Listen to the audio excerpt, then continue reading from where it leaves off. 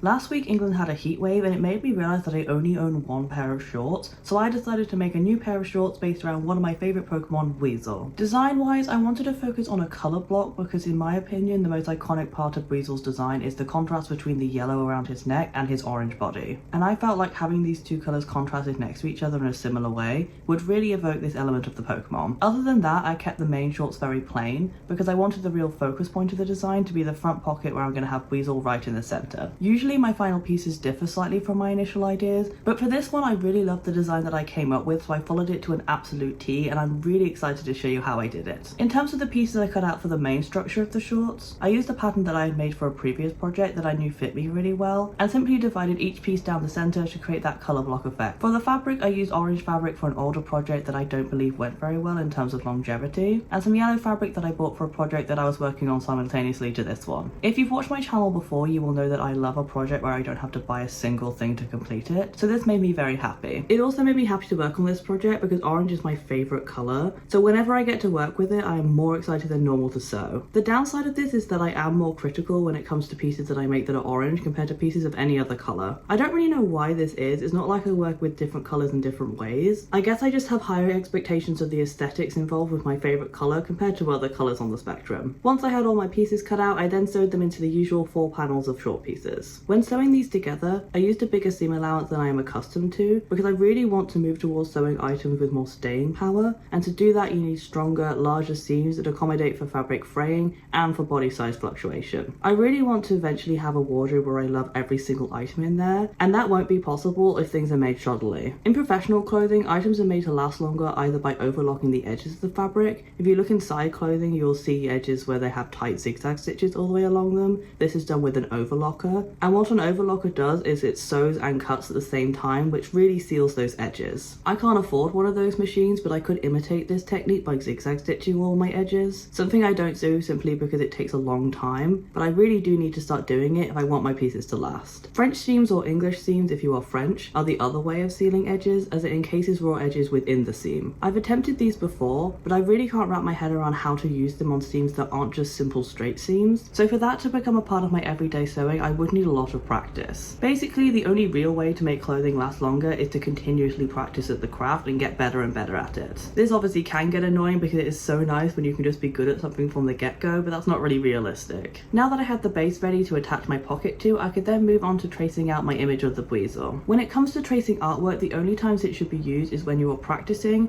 if it's your own work, or if you are never going to claim that the results are down to your talent. Oftentimes tracing is demonized in the art world, and for many valid reasons. In many cases it is stealing because people are claiming that they are the ones that created the art, and this is a very limited use of the term as it is circumstance dependent. For this project I traced this image because I wanted the product to emulate the Pokemon properly and accurately. I can draw, but I can't draw Pokemon. It's not a style that I can do in the slightest, so when I was planning for this project my original plan was to use transfer paper and transfer the official image onto the pocket, but that involves both a printer and transfer paper, two things that I don't own, so instead I became the transfer paper by tracing the image that I wanted onto my fabric by hand using a pen and later paint. This is not my artwork, this is the artwork of Ken Sugimori, a Japanese illustrator who illustrated the official artwork for a number of the Pokemon games. He is an amazingly talented artist and I wish he got more flowers than he does now. He not only drew this art, but he also designed some of the most iconic Pokemon characters, including Jessie and James. I did not create this art and I will never say that I am the artist of this art. I am simply using Ken's artwork in a similar way to a print shop would if they printed any Pokemon onto a t-shirt. When colouring in the buizel, I decided not to paint over the orange areas, instead I just left them as the fabric underneath. I did this for 2 reasons. The first being that painting takes me forever. Even painting like this when I'm just filling in clearly outlined shapes, it takes me a really long time. So I didn't want to use up my time painting something an ever so slightly different colour to the one that's already there, especially as my focus with this type of project is ultimately the sewing and making of the clothing and not creating a super detailed copy of a Pokemon. Secondly is that while painting fabric like this holds really well,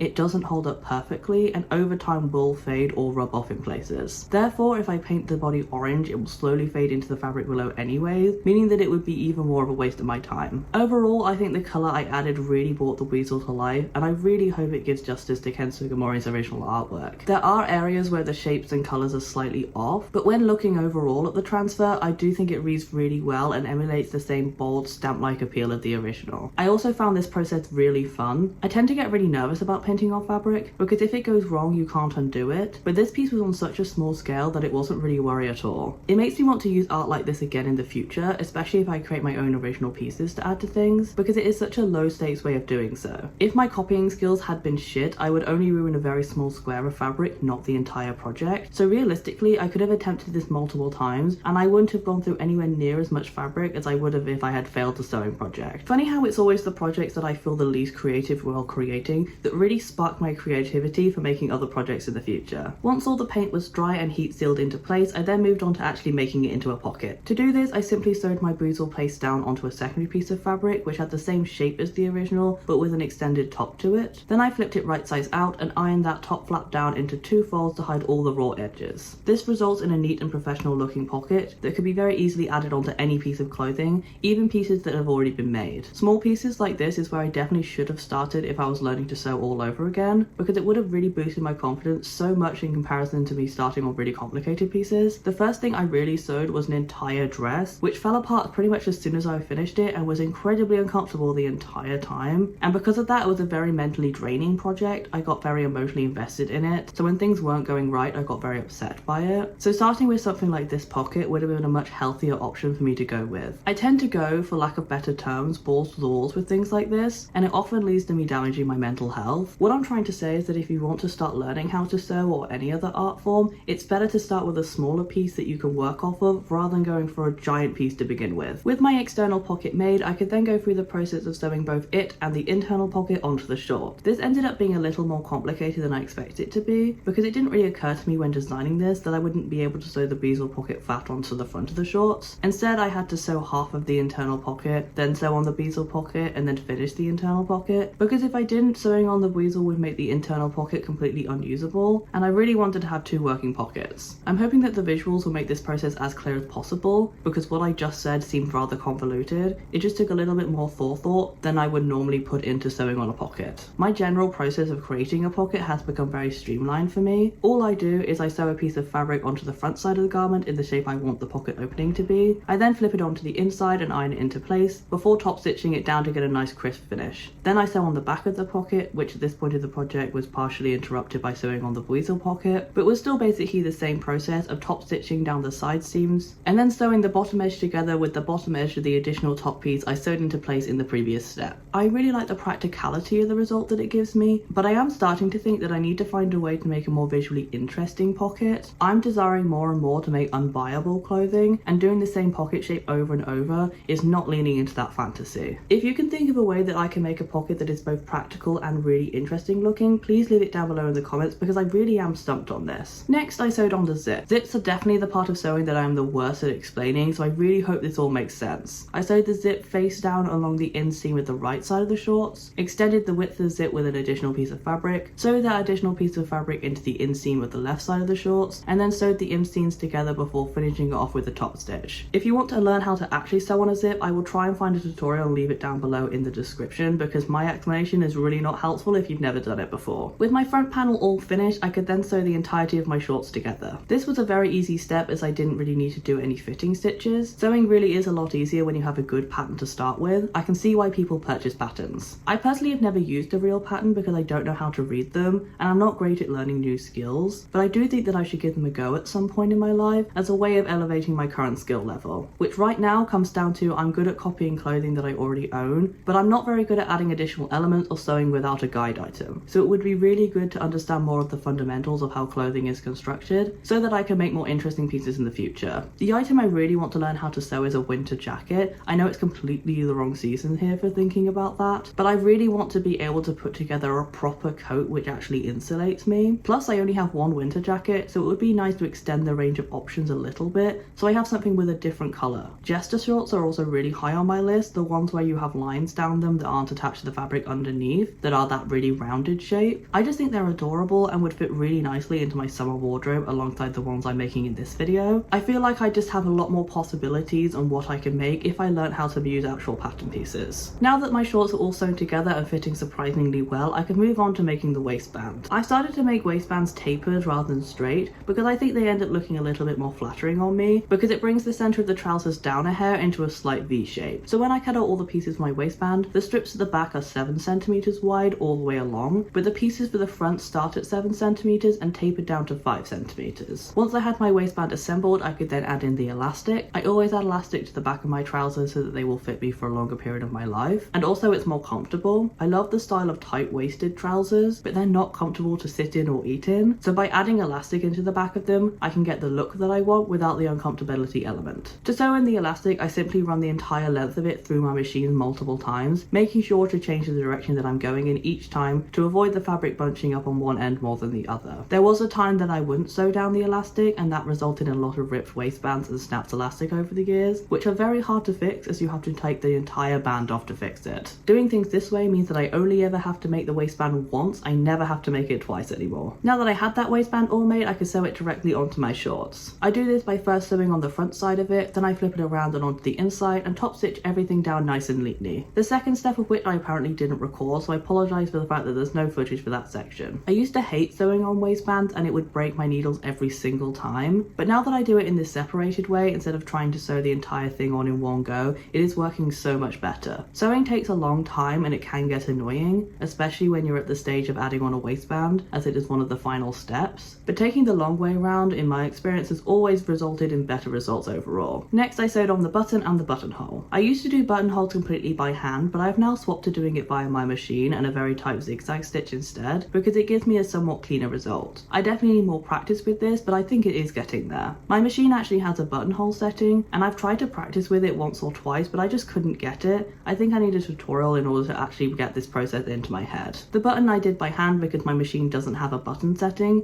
and even if it did, I think I would be too scared to use it because that is a needle going way too close to hard plastic, and that just sounds like a recipe for disaster. Finally, I finished off the bottom edge of my shorts by adding a thin band of orange all the way around the bottom. I think this type of hem just looks a lot better than a rolled hem. I don't know why I was using rolled hem for so long, as they're not my desired look at all, and I wish I'd been adding strips like this instead of rolling it onto my trousers before. I also find it easier to get the hem at the exact length that I want it to be with this method, as I simply cut the shorts to the final length and then add a strip of fabric that when folded in half is twice the width of the seam allowance. When you sew this into place, you'll end up with the bottom of the hem in the exact same spot as you cut the shorts to originally. It really is a really simple process, and I really like it when sewing is simple because a lot of sewing is very faffy, and having things less faffy is always a good thing. With all that said, the shorts are actually done, so I can finally show you the final result.